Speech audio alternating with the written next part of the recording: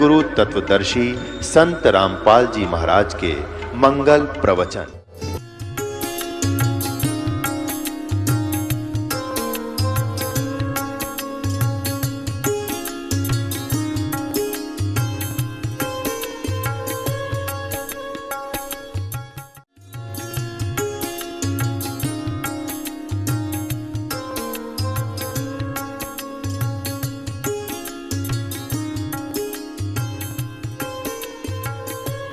सतगुरुदेव की जय। सर्वसंगत से प्रार्थना है, सत्संग प्रारंभ हो रहा है। कृपया सत्संग स्थल पर शांतिपूर्वक विराजमान होकर के श्रद्धा से सत्संग सुने। परमेश्वर की प्यारी आत्माओं से पुनर्निवेदन है, सत्संग प्रारंभ हो रहा है। कृपया सत्संग स्थल पर शांतिपूर्वक विराजमान होकर के श्रद्धा से सत्संग सुने। सत सही सतगुरुदेव की जय। बंदी छोड़ कबीर परमेश्वर जी की जय। स्वामी रामदेवानंद जी गुरु महाराज जी की जय हो।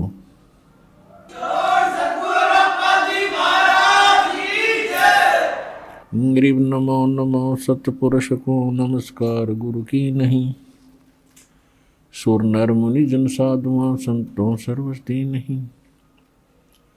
सतगुरु साहेब संत सब डंडो तुम प्रणाम। आगे पीछे मध हुए तिनको जा कुर्बान।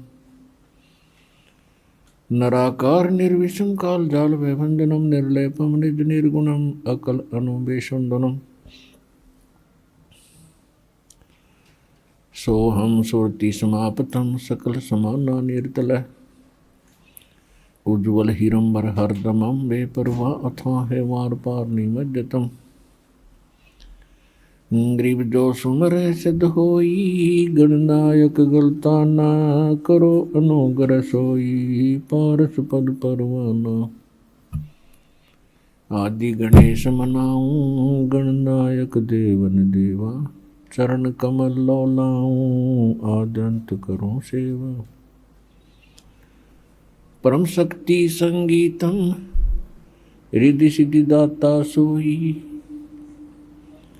अवगत गुण अतीतम सतपुरुष निर्मोही। जगदम्बा जगदीशम मंगल रूप मुरारी। तन मन अर्पों शीशम भक्ति मुक्ति भंडारी।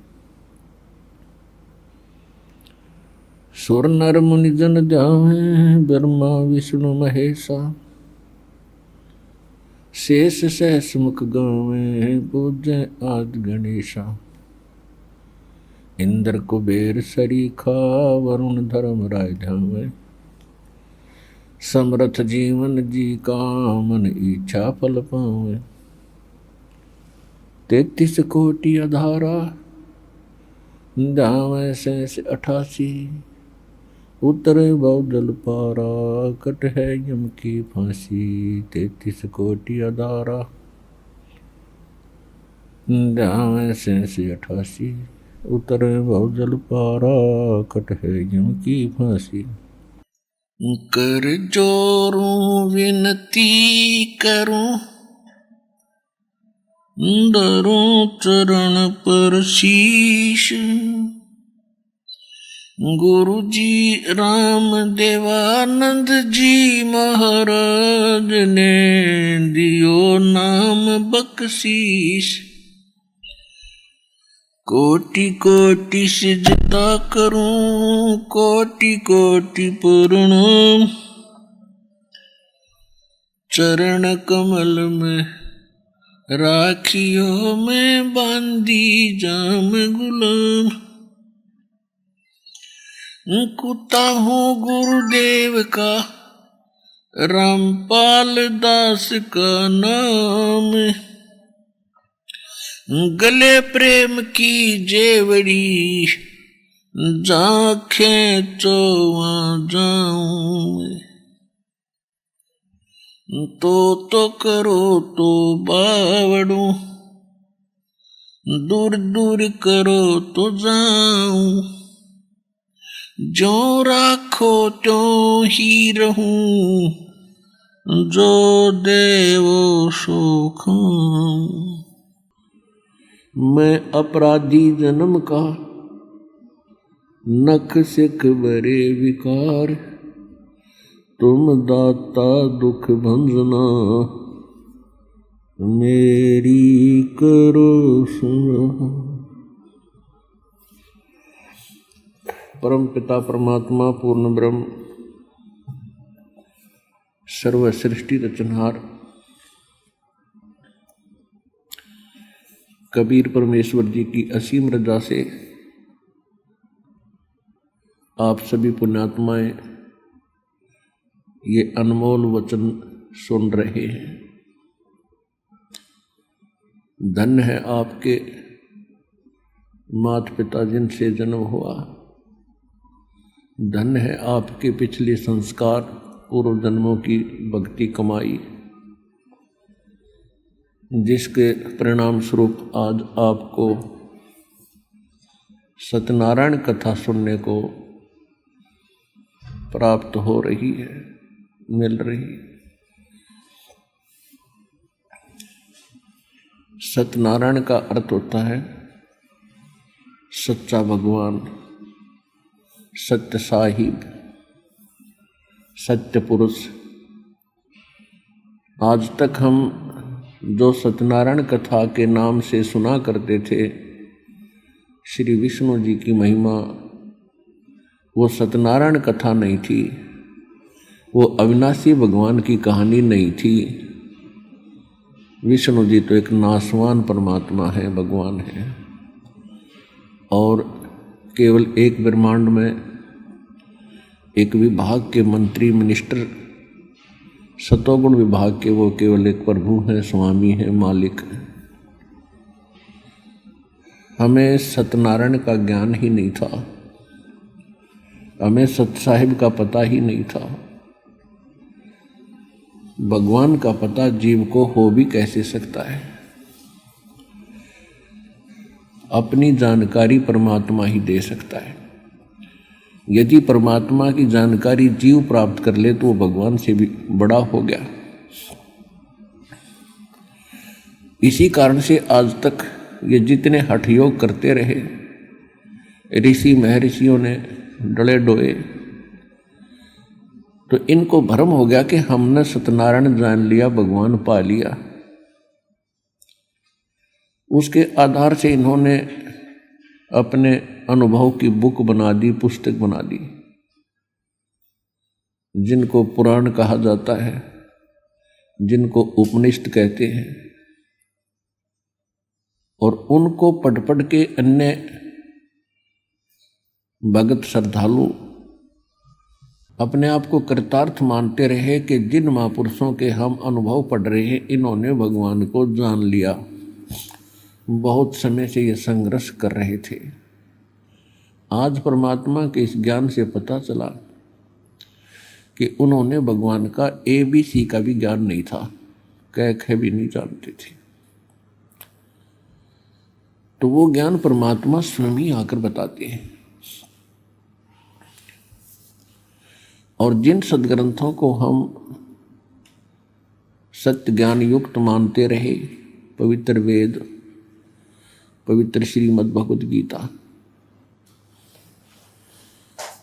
और इसके साथ साथ हम 18 पुराणों को भी समांतर समान दृष्टि से ही देखते रहे। अब ये तो आपको सत्संग से ज्ञान हो गया कि वास्तविक सदग्रंथ कौन से हैं। बहुत बार आपको प्रमाणित भी कर दिया है। जो यथार्थ ज्ञान युक्त सदग्रंथ है, वो सबसे प्रथम सदग्रंथ है जो परमात्मा ने स्वयं आकर ज्ञान दिया है, जिसको सच्चिदानंद घन ब्रह्म की वाणी कहते हैं।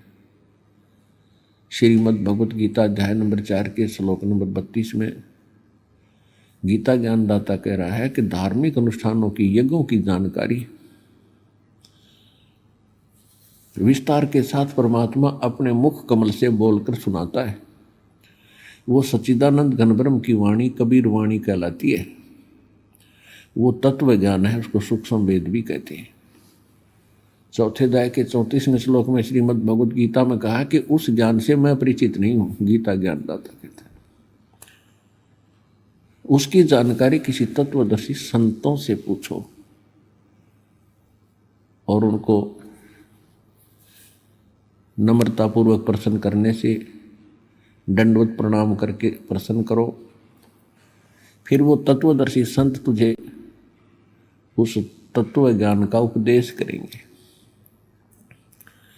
तो पुण्यात्माओं, परमात्मा ने जो ज्ञान बताया था वो प्रत्येक युग में आते हैं और एक लीला करते हैं, एक शिशु रूप धारण करते हैं, कमल के फूल के ऊपर जल में निवास करते हैं, जिस कारण से वो नारायण भी वही कहलाते हैं। वहाँ से उसको निसंतान दंपति उठा ले जाते हैं। प्रत्येक युग में एक लीला ये ऐसे करते हैं।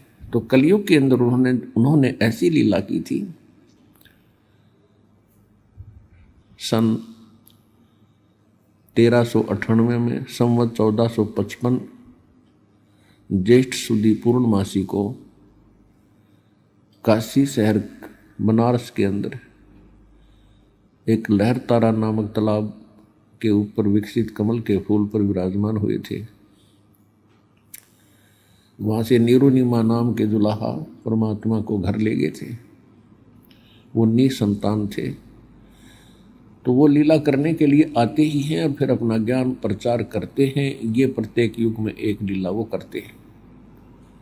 उसके अतिरिक्त परमात्मा कभी भी कहीं प्रकट हो जाते हैं, किसी भी साधु संत के रूप में, और वो आकर के फिर अपना यथार्थ ज्ञान बताते हैं। आज से 600 वर्ष पहले परमात्मा स्वयं आए थे। वो ज्ञान अपनी प्यारी आत्मा आदरणीय धर्मदास साहिब जी बांधवगढ़ वाले को बताया था। उन्होंने लिपिबद्ध किया था। वो सच्चिदानंद घनब्रह्म की वाणी है, वो कबीर वाणी है, जो कबीर सागर नाम के पवित्र ग्रंथ में लिपिबद्ध है, लिखी है। अन्य साखियाँ हैं, कबीर साखियाँ हैं और कबीर दोहाली, ये और भी अन्य पुस्तकें हैं, कबीर शब्दावली है। तो समय ज़्यादा हो जाने के कारण और परमात्मा के उस तत्व ज्ञान को ठीक से न समझने के कारण उस परमात्मा के पंथी कबीर पंथी भी विचलित होकर के अपने अज्ञान से उनमें गड़बड़ कर देते हैं।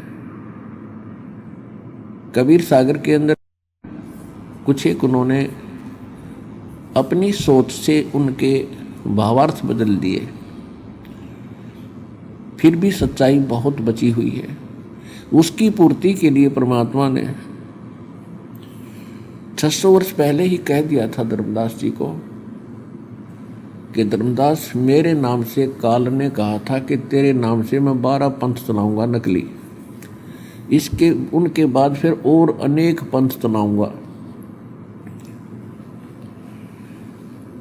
और वो नाम तो भगवान भगवान करेंगे, पूर्ण परमात्मा कबीर कबीर करेंगे और ज्ञान बताओगे, भक्ति बताओगे मेरे सत्र की, और जिस कारण से मेरे जाल में फंसे रहेंगे, काल ने कहा था। तो धर्मदास जी ने कहा कि भगवान फिर कैसे बात बनेगी? आप तो कह रहे हो कि सारा विश्व पार करूंगा कलयुग के अंदर, तो कैसे बात बनेगी परमात्मा? ये तो आपके ज्ञान का नाश कर देंगे। तब परमेश्वर ने कहा था कि जो बर्म में पंथ का प्रवर्तक संवत 1774 में जन्म लेगा, उसको मैं अपनी महिमा की यथार्थ जानकारी, कंप्लीट स्पिरिचुअल नॉलेज, संपूर्ण अध्यात्म ज्ञान उसको प्रदान करूंगा। उसके माध्यम से फिर मेरा यथार्थ वाणी फिर से उजागर होगी और उसी बर्म में पंथ में, गरीबदास वाले पंथ में आगे चल के मैं ही आऊँगा और इस गूढ़ रहस्य को फिर मैं ही समझाऊंगा, क्योंकि मेरे ज्ञान को ये प्राणी समझ नहीं पाएंगे। तो पुण्यात्मा वो तत्वदर्शी संत, परमात्मा नहीं आए तो इस दास को भेज दिया, वो तत्वदर्शी संत बनाकर जो यथार्थ ज्ञान आपको अप्रदान कर रहा है। अब ये जो समागम चल रहा है, ये वो शुभ दिन है। आज जिस उपलक्ष्य में ये समागम सत्संग चल रहा है, इस दिन परमात्मा उस अक्षति की पूर्ति करने के लिए जो काल के दूतों के द्वारा उस तत्व ज्ञान को डिस्टर्ब कर दिया गया था, उसकी पूर्ति के लिए संवत 1784 यानी जब गरीबदास महाराज जी 10 वर्ष के थे, उस समय उनको जंगल में मिले थे, यानी सन 1727 में। और उस समय उनको साथ लेकर के ऊपर गए थे, सब ब्रह्मांड दिखाए थे, ब्रह्मा विष्णु महेश के लोक दिखाए थे, और सारा अपना अध्यात्म ज्ञान उनके अंतःकरण में, हृदय में फीड कर दिया था। और वही ज्ञान फिर गरीबदास जी ने परमात्मा को प्रत्यक्ष देखकर, ऊपर सभी ब्रह्मांडों को आंखों देखकर, फिर अपनी अमृत वाणी के अंदर उन्होंने वो यथार्थ ज्ञान बोला। और उस ज्ञान को आज इस दास ने आपके सामने खोला। सन 1727 से लेकर सन 1730 में ये लिखनी शुरू होगी थी। सन 1730 के बाद आज तक न तो गरीबदास जी के पंथ वाले पंथी इस यथार्थ ज्ञान को समझ सके, और न ही कबीर साहिब जी के कबीर पंथी कबीर सागर के गूढ़ रहस्यों को समझ सके। अब इस दास के ऊपर दया करी है परमात्मा ने, और सौभाग्य आपका कि आप जी का ऐसे समय में मनुष्य जन्म। अब आपको तो इतना ज्ञान नहीं बच्चों, इस दास को पता है, ये मास्टर है इस अध्यात्म मार्ग का। आपके ना जाने कितने जन्म जन्मांतरों के शुभ संस्कार आपके साथ संग्रहित है, तब जाकर के आपको ये नाम और स्थान प्राप्त हुआ। और बार बार आपको ज्ञान सुनाने का, यहाँ बुलाने का उद्देश्य यही है कि जिस प्रक्रिया में आप लग रहे हो, ये तो असंख्य जन्म हो गए आपने, ये रोजी रोटी पूरी नहीं होती, हम ही मर जाते। और जिस चिंता में हम ग्रस्त रहते हैं कि बच्चों का क्या होगा, तो हम ऐसी भी मौतें मरे हैं, छोटे छोटे बच्चे हमारे रह गए हैं और हम अचानक मर गए हैं।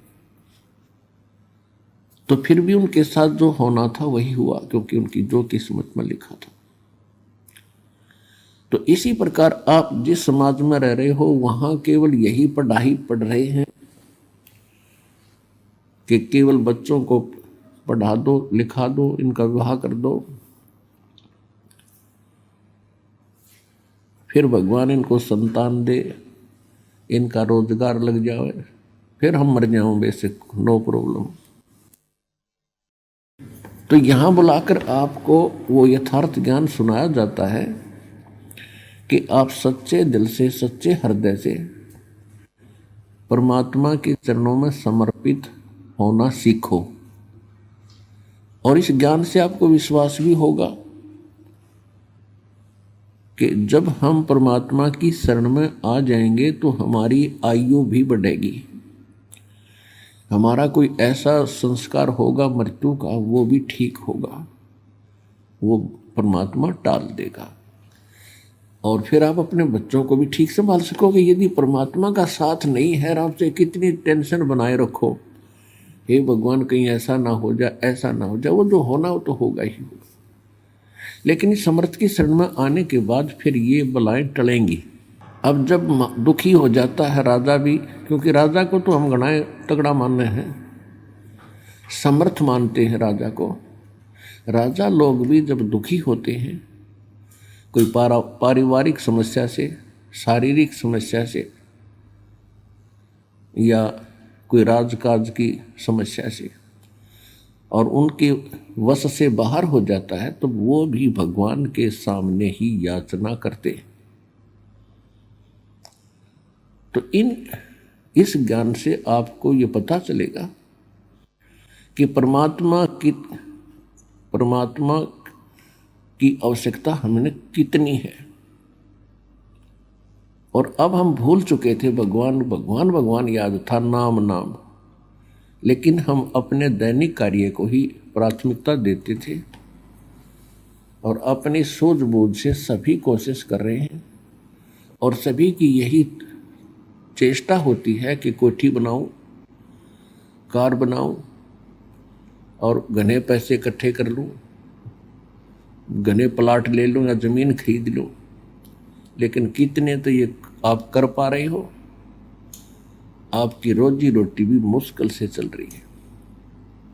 और जब हम समर्थ की शरण में आएंगे, यो ज्ञान सुनेंगे, तो हमारी ये बकवाद की इच्छाएं समाप्त होंगी।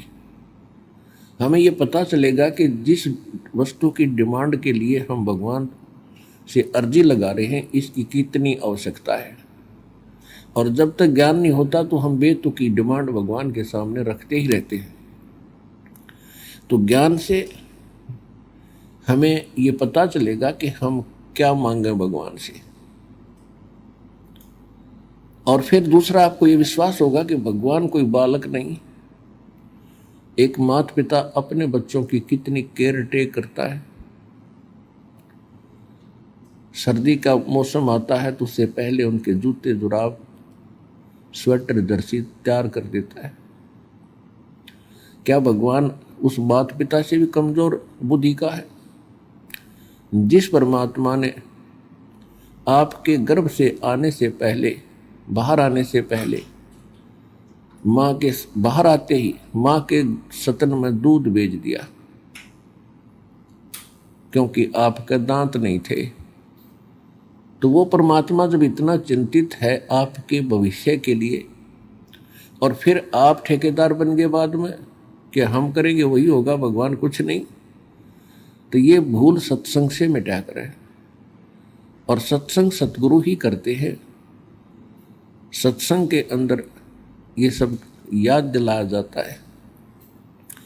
आप कौन हो, क्या उद्देश्य लेकर जी रहे हो, जिस महल, कोठी, बंगले, कार, घर में आप रहकर अपने आप को घनाई सुखी मान रहे हो, इसमें रहोगे कितने दिन। तो ये ज्ञान याद कराया जाता है। फिर ये आत्मा तड़प उठती है कि सचमुच ये तो बहुत गलत स्थान है। तो पुण्यात्मा, सत्संग से ही जागृति आती है आत्मा में। अब जैसी संगत में हम रहते हैं वैसा ही रंग चढ़ता ही चला जाता है। कोई चोरों की संगत में है तो उनके विचार वही होते हैं। कितना नेक व्यक्ति हो, महीने 2 महीने में उसका भी रंग चढ़ कर मानेगा। और अच्छी संगत में चाहे कितना निकम्मा आदमी हो आ जावे, तो महीने 2 महीने में उसका भी वो अच्छा रंग चढ़ेगा ही चढ़ेगा। तो इसलिए सत्संग की यानी सुसंगत की घनी जरूरत है। और ये विश्व में तकरीबन नाम मात्र रह रही है, समाप्त ही हो चुकी है। पुण्यात्माओं, ज्ञान विचार तो सभी बताते हैं। एक व्यक्ति स्वयं हुक्का पी रहा है और अपने बच्चों को कह रहा है कि भाई हुक्का नहीं पीना, बीड़ी नहीं पीना, और खुद उन्हीं से भरवा रहा और पी रहा है। दोनों बच्चों का क्या असर होगा उसका? क्यों नहीं पी, वो आप पी रहे। दूसरी बात यह है कि सभी माता पिता अपने बच्चों को शिक्षा अच्छी देते हैं, लेकिन उन बच्चों का असर कतई नहीं होता। उनने जो करना वो करना ही है। और जब सत्संग सुनेंगे, समर्थ के मुख से वचन सुनेंगे, यानी परमात्मा की कृपा पात्र से, तो उन शब्दों का ऑटोमेटिक असर होगा उसके, और बुराई भी छोड़ेगा, क्योंकि परमात्मा की जो वचन शक्ति है वो अंदर से एक न्यारी प्रक्रिया करती है। तो इसलिए सत्संग की आवश्यकता बहुत घनी है। और सत्संग इस विषय में सतलोक आश्रम बरवाला, जिला हिसार, हरियाणा के अतिरिक्त 21 ब्रह्मांड में नहीं है। अब उस सत्संग के माध्यम से इस आत्मा को जगाया जाता है, कथा कहानी सुना के, जो सत्य होती हैं और हमारे लिए बहुत घनी उपयोगी होती हैं। हमें मार्गदर्शन मिलता है। हम परमात्मा से मांगते हैं, निर्धन मांगता है धन घना हो भगवान, क्योंकि उसने वही घना बड़ा दुख मान लिया, वही संकट बड़ा मानता है कि तेरे पास धन नहीं। जिनके पास धन है उनसे पूछकर देखो वो कितने सुखी हैं। और परमात्मा क्या बताना चाहते हैं कि इस झूठे सुख को सुख कहे, ये मान रहा मन मोदे, ये सकल चबीना काल का, भाई कुछ मुख में कुछ गोदे। कबीर ये माया अटपटी, सब घट आने अड़ी, किस किस को समझाऊं ये कुएं भांग पड़ी। कबीर इस संसार को समझाऊं के बारे, ये पूछ पकड़ के भेड़ की उतरा चावे पारे। भेड़ पूछ को पंडित पकड़, ये बादो नदी बिहंगा, गरीब दास वो भवजल डूबे, जिन नहीं साध सत्संगा। अब क्या बता रहे हैं परमात्मा कि ये काल ने, इस 21 ब्रह्मांड का कुआं है ये काल का, ब्रह्म का, इसने 21 ब्रह्मांड के अंदर ये माया की भांग डाल दी, और इस जल को सभी ने पी रखा है, और सभी की एक जैसी वृत्ति है, एक जैसा स्वभाव है, एक जैसी क्रियाएं है।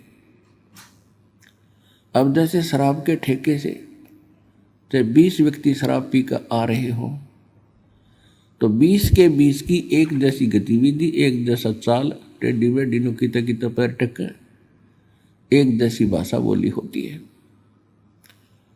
और वो भाषा एक जनसाधारण से विरुद्ध होती है, विपरीत होती है, वो नहीं होती है। और जब उनकी वो शराब उतर जाती है, नशा उतर जाता है, तो फिर वो कितनी अच्छी तरह चलते हैं, कितना नेक भाषा बोलते हैं। तो ठीक इसी प्रकार जहाँ सत्संग नहीं है, सत्संग इस काल की माया के भांग को उतारने के एंटीबायोटिक कैप्सूल हैं, और वो केवल सतलोक आश्रम बरवाला से ही प्राप्त है, और कितना ये है नहीं। दूनी भांग से डावा दूसरे थे। अन्य संतों के आप सत्संग सुनते हो, वो क्या बताते हैं कि एक बीज मंत्र दे दिया आपको, 5100 रुपये तो मुझे दे, और ये बीज मंत्र तुझे करोड़पति बना देगा। तो बुद्धि इतनी कमजोर होगी कि शराब जिसने भांग पी रखी हो, जिसकी बुद्धि काम ही नहीं करती, तो उनकी अकल यहाँ काम नहीं करती कि आपको करोड़पति बनाना चाहता है महात्मा, और आपसे 5100 रुपये ले रहा है, तो ये खुद क्यों ना बन जाए करोड़पति, क्या जरूरत फिर इसने मांगने की। तो ये हमारे साथ ही, तो वो तो भांग दूनी प्यावे हैं, वो काल की भांग उतारते नहीं, वो तो दूनी चढ़ावे हैं, और यहां वो भांग उतारी जाती है। अब परमात्मा कहते हैं कबीर इस संसार को समझाऊं कै बार, ये पूछ पकड़ के भेड़ की उतरा चाव पार।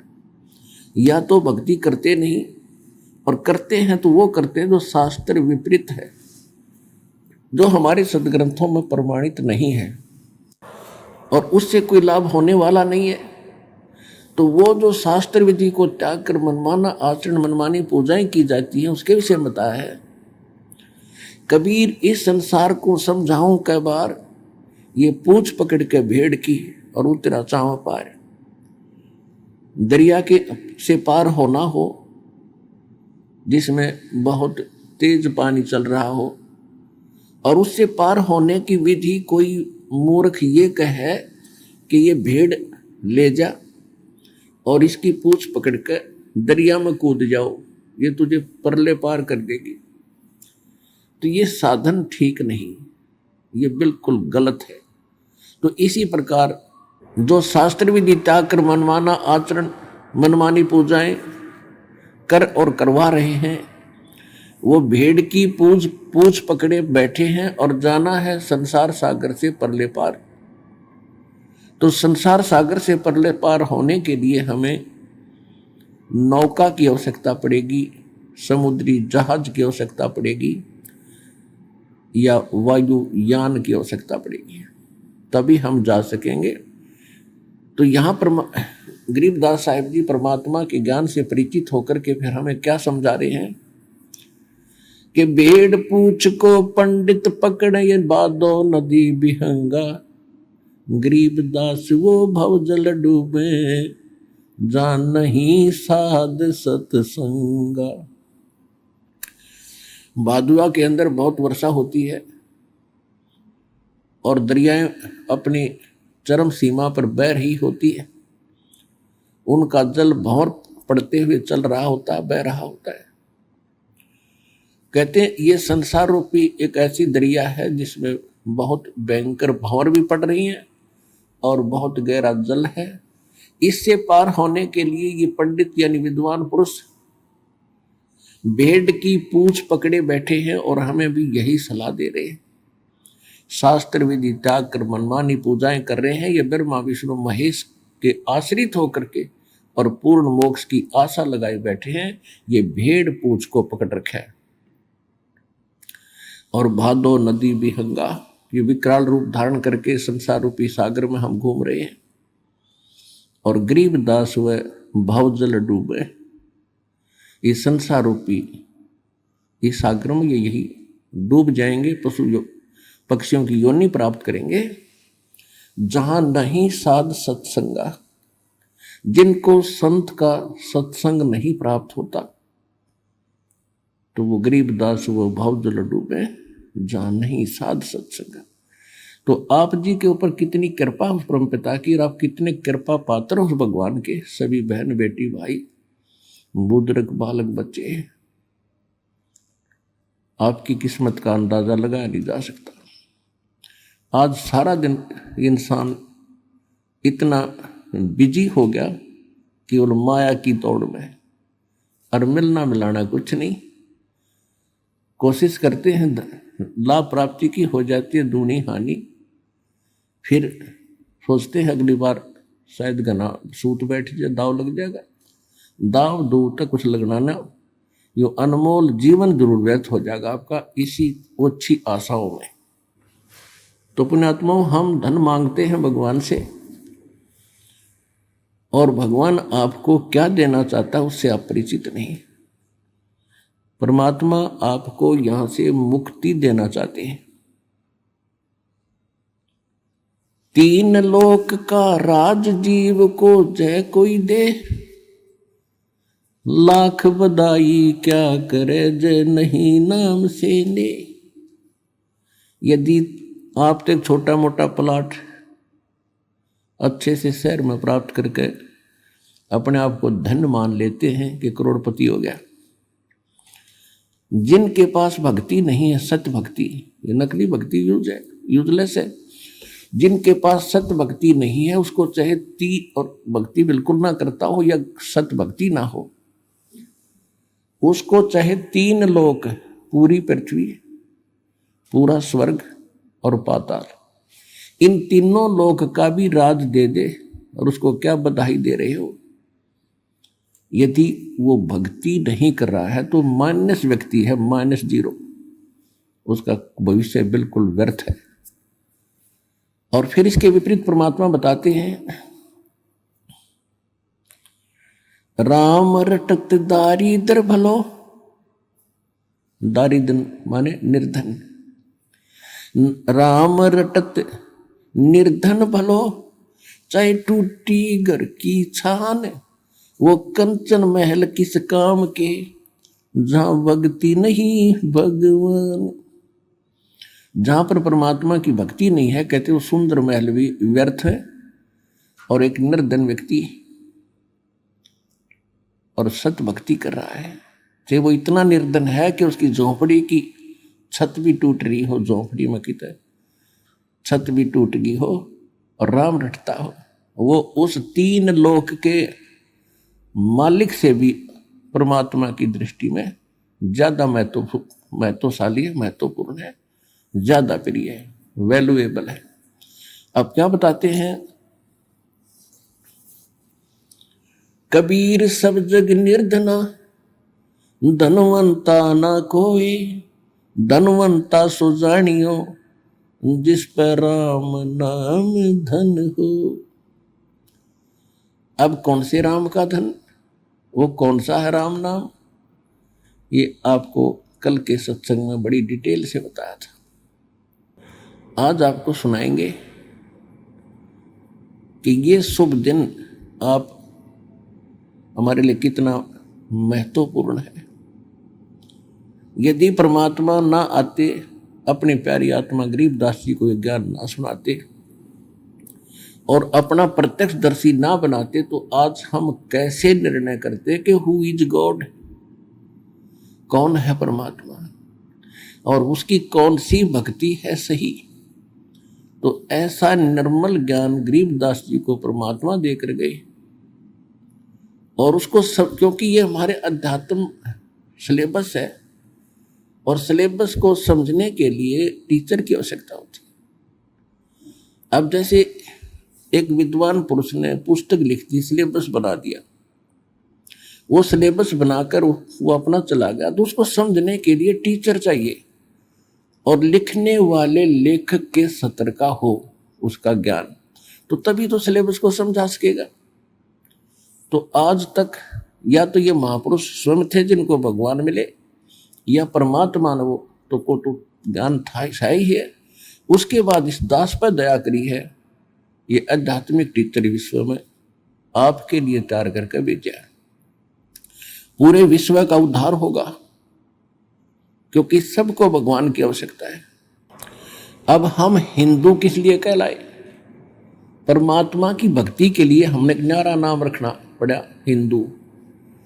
और ईसाई किस आधार से बने, ईसा जी एक धार्मिक व्यक्ति थे, और उन्होंने जो अध्यात्म लेक्चर दिए, ज्ञान दिया, उसके आधार से अन्य साधनाएं छोड़कर उसके अनुयायी बन गए।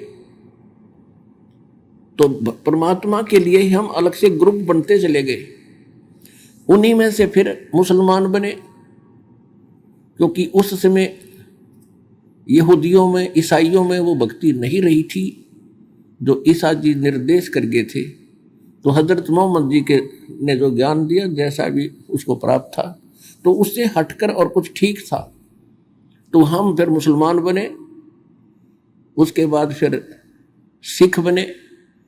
तो किस लिए बने, हम परमात्मा के लिए ही बढ़ते चले गए। अब हम परमात्मा के लिए ही फिर इकट्ठे होंगे। अब पूरे विश्व को पता चलेगा कि कौन है परमात्मा और क्या है उसकी वास्तविक पूजा, तो सबको भगवान की आवश्यकता है। चाहे कसाई भी है, उसकी भी आत्मा कभी ना कभी अवश्य भगवान की तरफ आकर्षित होती है। और अन्य का तो कहना ही क्या, चाहे आज को कितना अपने आप को नास्तिक मान बैठा है, जब उसको ये ज्ञान होगा तो विवश होना पड़ेगा। अब नास्तिक क्यों हुए, नास्तिक ऐसे हो गए कि जो साधनाएं हम करते रहे और जिन गुरुओं के पास हमारे पूर्वज जाते रहे, वो उनको साधनाएं भी और जंतर मंत्र भी और दान धर्म की सारी शिक्षा देते करवाते रहे, उनको फिर भी कष्ट पे कष्ट आते रहे, क्योंकि वो साधनाएं शास्त्र विधि टाकर मनमाना आचरण था, जिस कारण से धीरे धीरे ये होने लगा कि भगवान कहीं नहीं है। क्योंकि भगवान से मिलने वाली राहत हमें विधि मिली है कोई नहीं। अब जैसे बिजली के गुणों में लिखा है कि पंखे चलाती है, पानी निकाल देती है, अंधेरे को उजाले में बदल देती है, और जिस किसी ने कनेक्शन गलत ले रखा हो, किसी नकली है, फिटिंग भी करवा रखी है, सभी पंखे और ट्यूब भी लगा रखी है, और कनेक्शन दे रखा है वो पीछे कनेक्टेड नहीं है, जिससे वो पावर हाउस मान के जहां से कनेक्शन ले रखा है उसका आगे कनेक्शन नहीं है, वो नकली पावर हाउस है। उससे कनेक्शन लेकर के वो गुण प्राप्त नहीं किए जा सकते जो बिजली के अंदर हैं। तो जिस कारण से सब ने अपनी फिटिंग फैटिंग पाड़ दी, अब कोई फायदा नहीं है, सब बकवास है। तो बिजली के गुण तो उस दिन भी वही थे, आज भी वही है, और इसी प्रकार परमात्मा के गुण पहले भी वही थे, आज भी वही हैं। ये जितने भी संत वर्तमान के हैं, इनके पास वो कनेक्शन नहीं है, उस पार वो उस परमात्मा से कनेक्टेड नहीं है, उनकी उस परमात्मा की पावर उनके पास नहीं है। एक संत जो है चलता फिरता पावर हाउस होता है, और पावर हाउस के अंदर थर्मल प्लांट से कनेक्शन होता है, तो उस पावर हाउस से जो कनेक्शन लेता है तो सबके वो काम बिजली करती है, यदि वो रेगुलर उनका बिल भरता रहेगा, जो बिजली के गुणों में हम सुना करते थे। ठीक इसी प्रकार ये जितने भी वर्तमान में संत थे, आज वो कितने महिमा वाले आपने दिखते हो, और चाहे उनके भले करोड़ों उनके शिष्य हों, वह शिष्य क्या, शिष्य तो उनको देवता मानकर बैठ गए आंख बंद करके, उनको खुद मालूम नहीं तुम कर क्या रहे हो। तो उनको जो उनके पास वो कनेक्शन नहीं है थर्मल प्लांट से, यानी पूर्ण परमात्मा से, जिस कारण से सभी वो साधना भी करते दिखते हैं पर लाभ कति नहीं।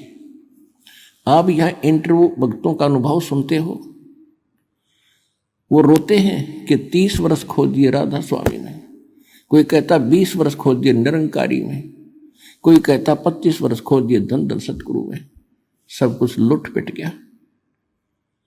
अब अकल ठिकाना आई उनकी, फिर यू ज्ञान सुना, और फिर यहाँ आने के बाद उनको क्या क्या लाभ हो रहे हैं।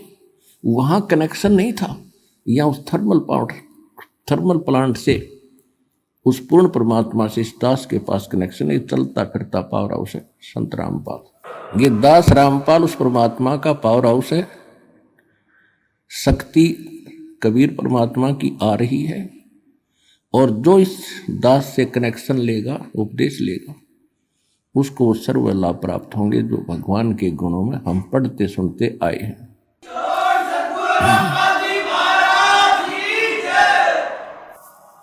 यदि मर्यादा में रहोगे, सच्चे दिल से भक्ति करोगे, तो आजीवन लाभ मिलेगा। आप सुखी होगे, आपके परिवार सुखी होगा, 101 पीढ़ी पार होगी आपकी। लिख लेना वैसे कितने कोने में 101 पीढ़ी पार।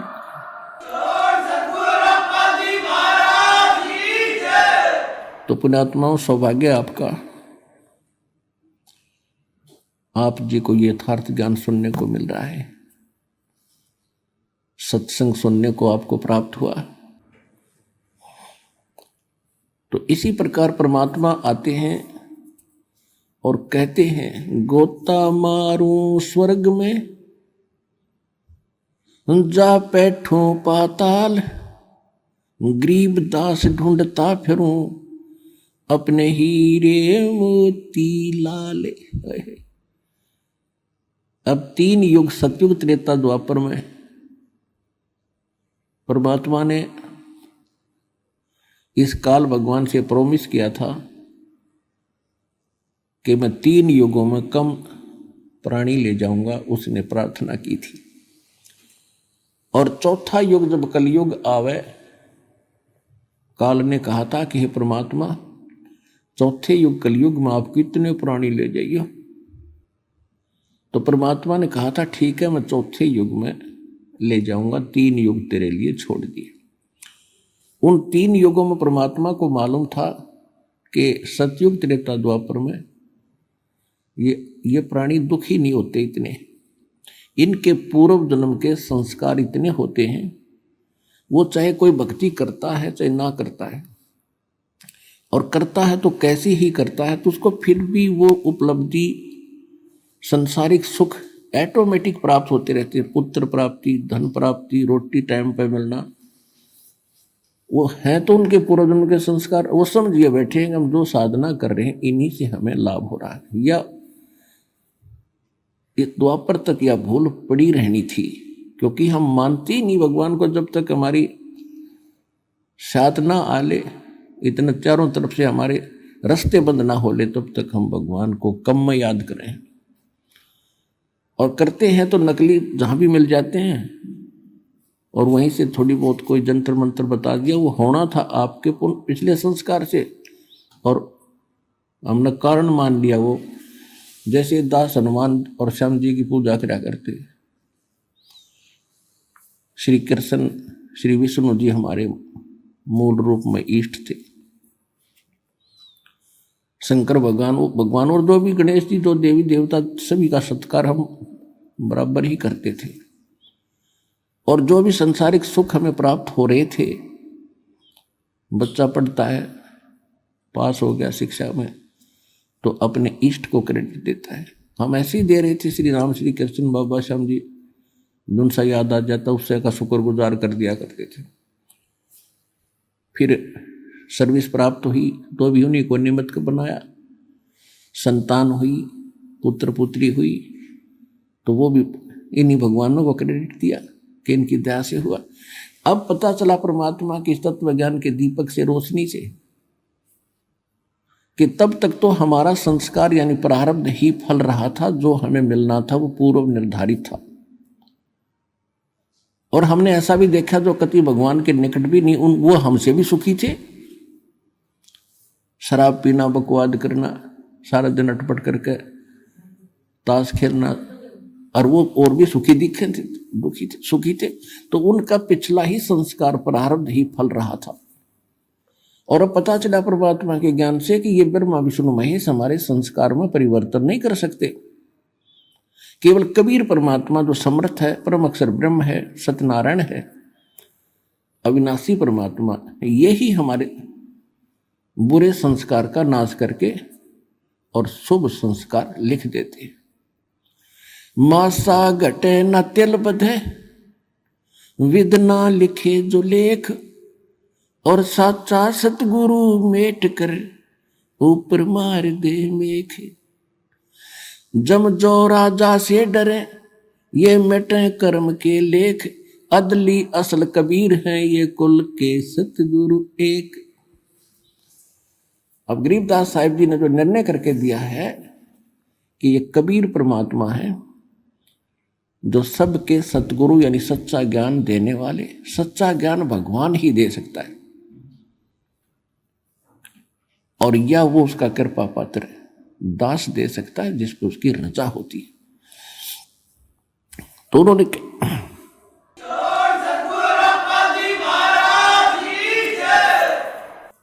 तो उस परमात्मा के कृपा पात्र आदरणीय गरीबदास साहिब जी ने दिया। वो ये सिलेबस लिखकर चले गए। अब इस दास को टीचर बनाकर भेज दिया। अब ये सिलेबस आपके लिए कति सरल कर दिया है दास ने, कति सरल कर दिया। 9 मन सूत उलझिया ये ऋषि रहे जख मार, और सतगुरु ऐसा सुलझा दे भाई उलझे न दूजी बार। अब ये दातम मार्ग, ये सभी सदग्रंथ, पवित्र ग्रंथ, पवित्र पुराण, पवित्र कुरान, पवित्र गुरु ग्रंथ साहिब, पवित्र वेद, पवित्र गीता, ये हमारे लिए पहाड़ था। और संत और सतगुरु के सामने तो ये एक महापुरुषों के लेख और सिंपल सा ज्ञान है जिसको हम समझ नहीं सके थे। तो इसलिए टीचर की आवश्यकता होती है कि विद्यार्थियों को ऐसे सिंपल वे से समझावे जो आसानी से समझ जाए। तो आज दास पे कृपा हुई परमात्मा की कि आपको ऐसे सरल भाव से समझा दिया, अशिक्षित भी समझ जाए ना, पढ़े लिखे की तो बात तक तो आप तो एजुकेटेड हैं। और फिर भी जो इतना ज्ञान समझकर, इतनी बात, सारा प्रमाण देखकर, और कोई संत या कोई उनका शिष्य वहां से नहीं हटता है काल की पूजा से, तो भक्ति उद्देश्य लेकर वो जीव नहीं जा गया वहां पर। जो भक्ति उद्देश्य लेकर किसी संत के पास गए हैं या कोई संत बना है, इस ज्ञान को सुनकर वो अब भी आनाकानी करता है, तो उसका कोई उद्देश्य अन्य है, महिमा की भूख है, या कोई उसके कर्म में चूक है। नहीं तो परमात्मा कहते जानबूझ साची तजय और करे झूठ तेने, और ताकि संगत है प्रभु सोपन में बिना। इतने प्रमाण देखकर आत्मा नहीं हिलती, तो पत्थर हो गया, वो इंसान नहीं रहा, या फिर जानबूझकर बकवाद कर रहा है। तो कहते इसे ऐसे व्यक्ति के तो सोपन में भी साथ ना हो, संग ना हो, नहीं तो वो आपने भी डबो दे। तो परमात्मा कहते हैं ये ज्ञान देने के लिए स्वयं आते हैं, और फिर इस कलयुग में अपना दास इन्होंने भेजना था। ये तो अब मोक्ष टाइम आ गया, भक्ति काल शुरू हो गया। सन 1997 से वहाँ 5505 वर्ष कलयुग बीत चुका है, और उसके बाद ही ये तूफान आया है सत्य भक्ति का।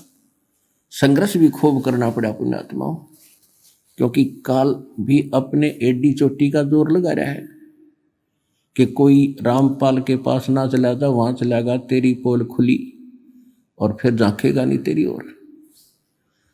और परमात्मा ने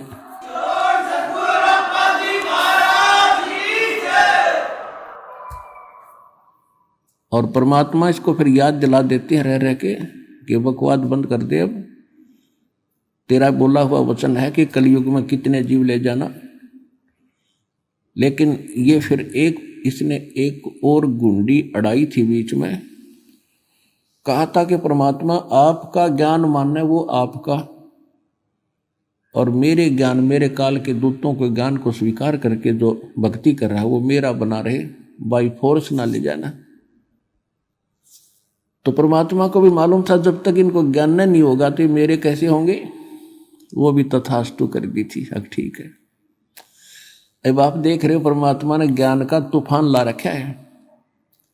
भाई बहन, बुजुर्ग, माता बहन, भाई, बच्चे ले लेकर पुस्तक एक परमात्मा के पोस्टमैन की तरह घर घर जा रहे हैं, उनके बच्चों तक संदेश पहुंचा रहे हैं, उनकी गालियां खा रहे हैं।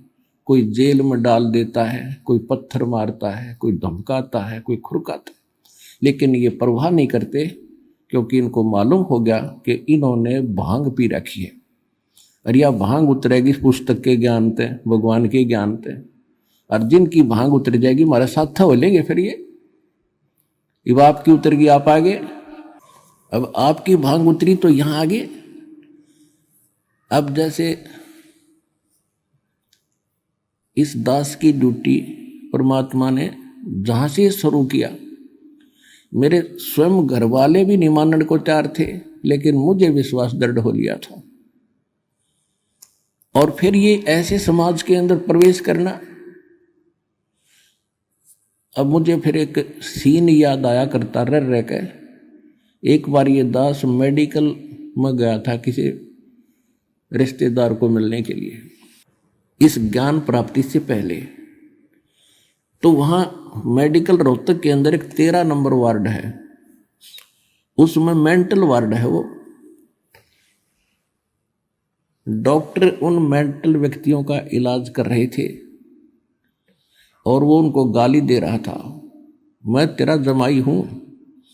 डॉक्टर कह रहा था हाँ जी, हाँ जी ठीक है, हाँ जी, हाँ जी ठीक है। उसका गिरेबान पकड़ लिया डॉक्टर का, दो तीनों ने छुड़वाया, बैठ जा बैठ जा, और फिर भी उनका ट्रीटमेंट कर रहे थे। और जब वो उन ट्रीटमेंट ठीक हो गया, वो स्वस्थ माइंड हो गया, फिर वही यूं कह रहे थे, डॉक्टर साहब नमस्ते। तो दास की ड्यूटी इस पागल वार्ड में ला रखी है।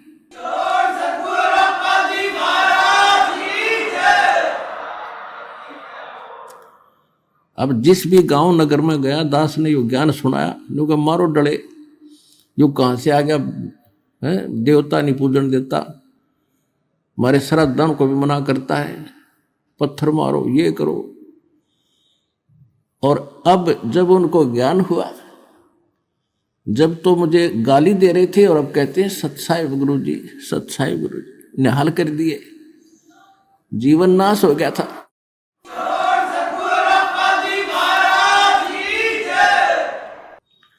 तो परमात्मा ने ये ज्ञान का तूफान उठा दिया। अब ये ऐसा काम करेगा, जहां भी कोई सीडी देखता है, डीवीडी, या वैसे एक टीवी चैनल के माध्यम से सत्संग सुनता है, तो अमृत वचन है, झंझोड़ कर रख देगी आत्मा को। कति ये एक सत्संग है, साध का सत्संग है, ये नकलियों का नहीं है। और या कोई पुस्तक पढ़ते हैं, जब पुस्तक पढ़ेगी आत्मा, मन चाहे कितनी बकवाद करो, आत्मा हृदय से मानेगी कि ज्ञान ये है, और अवश्य कहेगी कबीर भगवान है। और चाहे वो कहीं फंसा पड़ा किसी भी ग्रुप में, किसी संत के पास, या किसी पंथ में, या किसी धर्म मजहब में, जब आत्मा सच्चे दिल से मालिक ने अवश्य पुकारेगी, जब इस ज्ञान को सुनेगी कि हे परमात्मा, हे कबीर जी, दया करिए अपने आत्मा पे। यानी वो निकल नहीं सकता वहां से, लेकिन फिर पुकार दिया हृदय से, तो उसी दिन परमात्मा ने कह दिया यो मेरा हो लिया।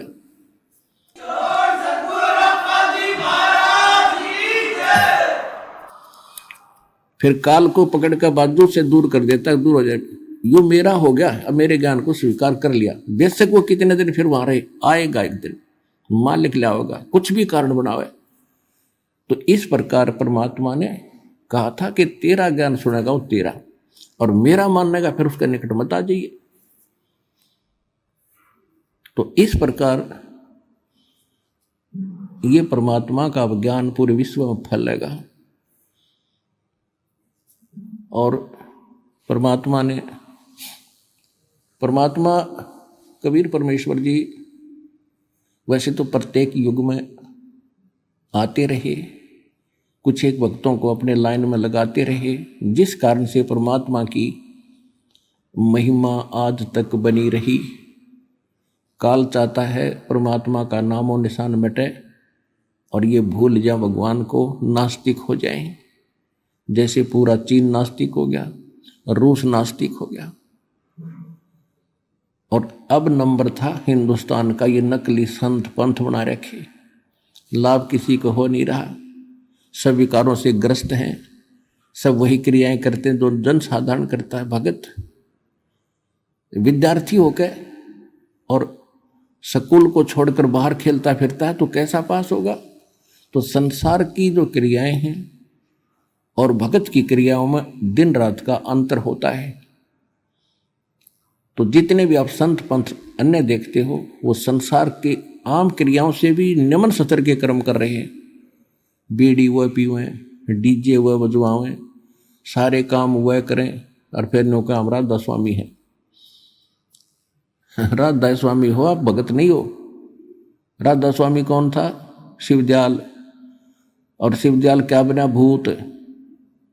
तो वहाँ ज्ञान है ही नहीं, उनका कोई गुरु नहीं था शिवदयाल जी का। इसका मतलब है कि उसका कनेक्शन नहीं था फिर समर्पण से, क्योंकि गुरु नहीं उनका। गुरु परंपरा को बनाए रखने के लिए स्वयं परमात्मा को भी आना पड़ता है।